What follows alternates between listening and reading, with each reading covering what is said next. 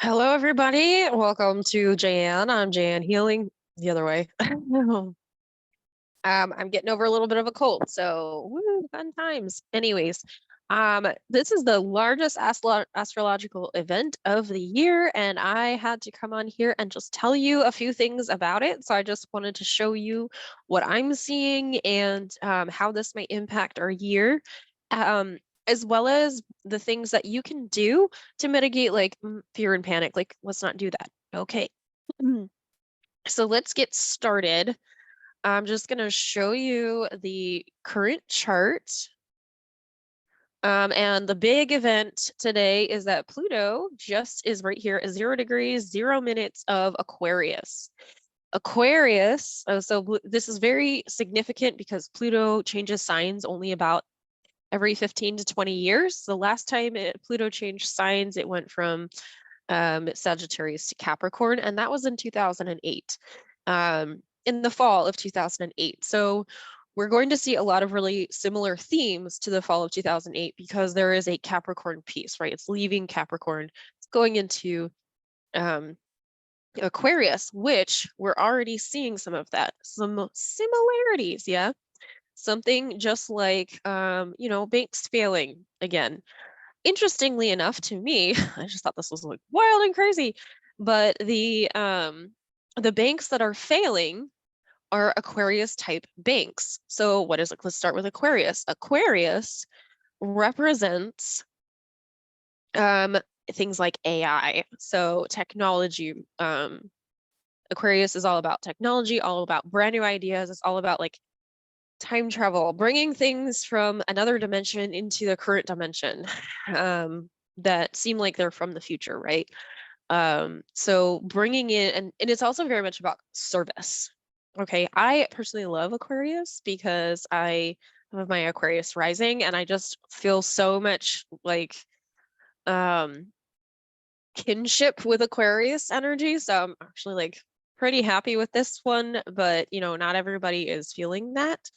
And the reason that Pluto makes big changes, or the reason that people get like really nervous about Pluto changing signs, is that when Pluto leaves and enters a new sign, it makes big changes because Pluto is like massive transformation. It's like, I don't care. We're going to cut the fat. We're going to clear out anything that is no longer serving us.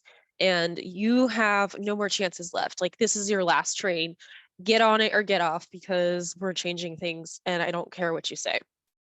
And if you try to fight it, you literally just cannot fight it.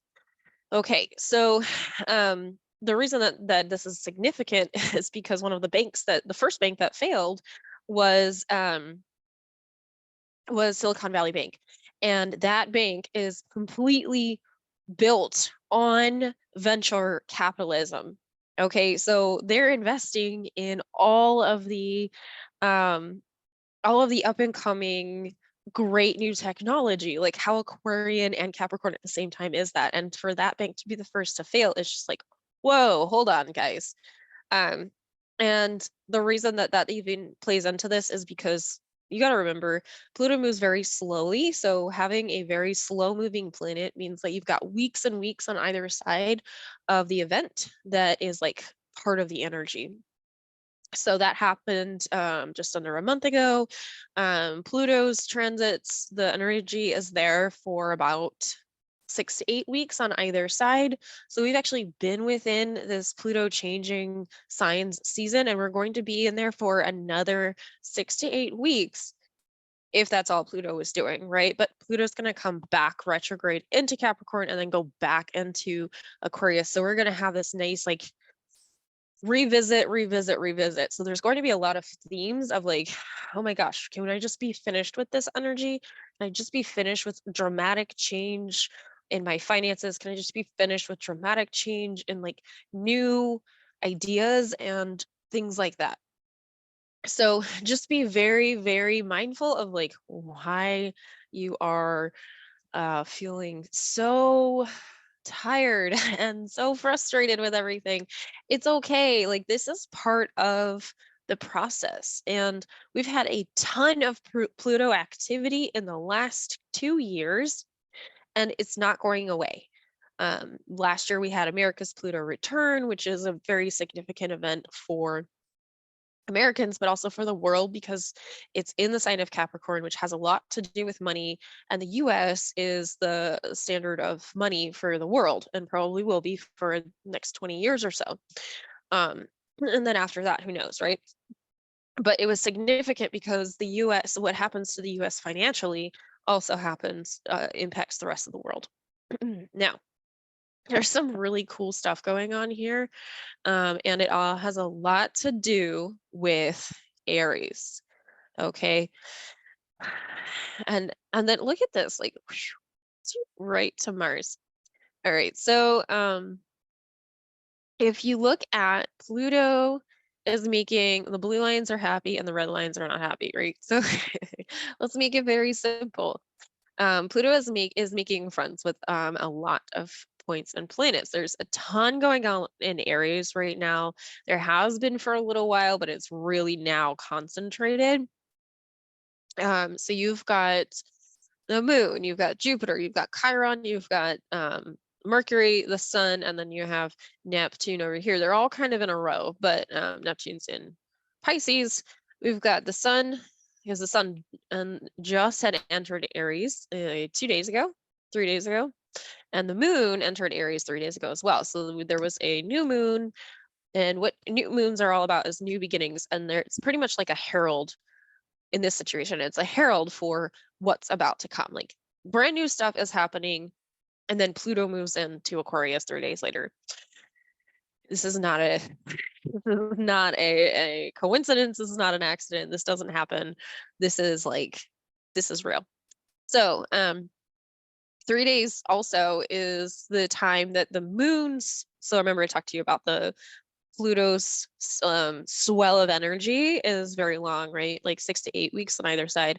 When the moon has an event, it's 3 days on either side. And so we're still within that new moon energy of starting new things. We're still in that new sun energy. This is technically like as far as nature's concerned, this is the new year.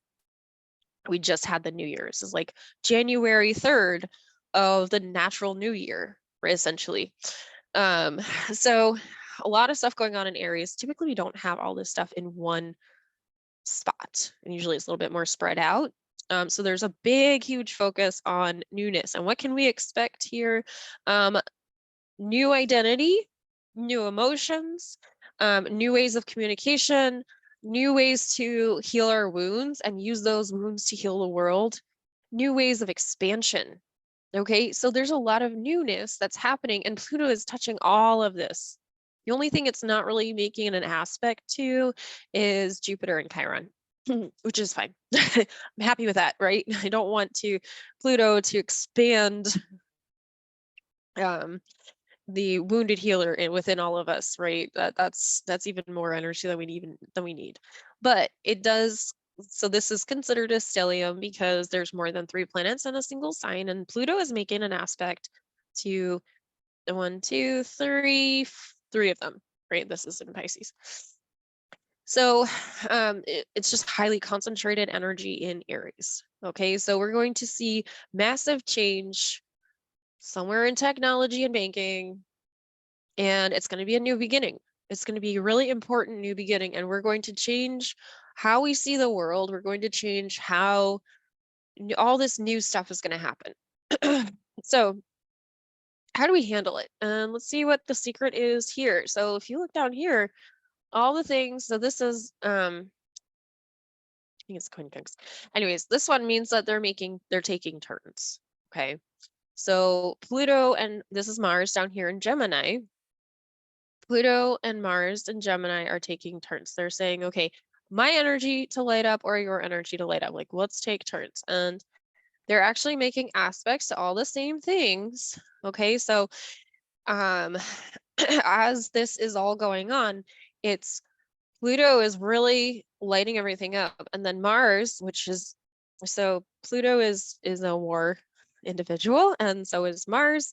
And the interesting thing is that Mars means very much similar things to Aries as well. Like, how crazy is that? But here's the thing. We're here to learn about how we go to war. Today is all about learning how we go to war, right? Like, and this doesn't mean like literal war. What it means is we're talking about like how do we communicate with what's a new fresh way of communicating, what's a new fresh way of being in tension with somebody else, having attention, maintaining the ability um, to come up with work together with struggle instead, and that's different than the old ways that we used to do it. So this is all about brand new stuff happening and fresh ideas and brand new ideas coming in from, basically the future to give us the newness that we've been looking for, okay? And here's the good in here, because this all looks very difficult, right? Here's the good in here. It's in Gemini. Gemini is the role of the kindergarten teacher, the preschool teacher. It's going to be made painfully obvious of how to take the steps. It is going to be something that is just very easy to understand, like building blocks. Like think of like how preschool toys work and over, an erector set or a very difficult like here's some blueprints, right? This is going to be like step 1, just do this. Step 2, just do this. Okay? And so every so often when you're feeling overwhelmed with all of this Pluto energy, with all of this like massive change, lighting up all this stuff, all you need to do is shift your attention and ask yourself, what's the easy thing? What's the step 1 here? What's the step 2 here? It's not about letting yourself get very overwhelmed and starting to panic. That's not going to serve you. That's what's being cleared out in this Pluto energy. What is going to serve you is asking yourself, okay, what is step 1? What is step 2? And it's going to come through. It's going to be here for you. Okay. So I don't want you to worry. This is a lot of like very big, very kind of scary energy, but you just go through the process. Go through the easy steps. You will find easy steps. Those are not tricks. They are real. All right. So I love you, and I'm going to keep you going. Have an awesome day, and let me know if you need anything else, and if you have any, oh my goodness, if you have any questions or comments, I'd love to hear them. All right, talk to you soon.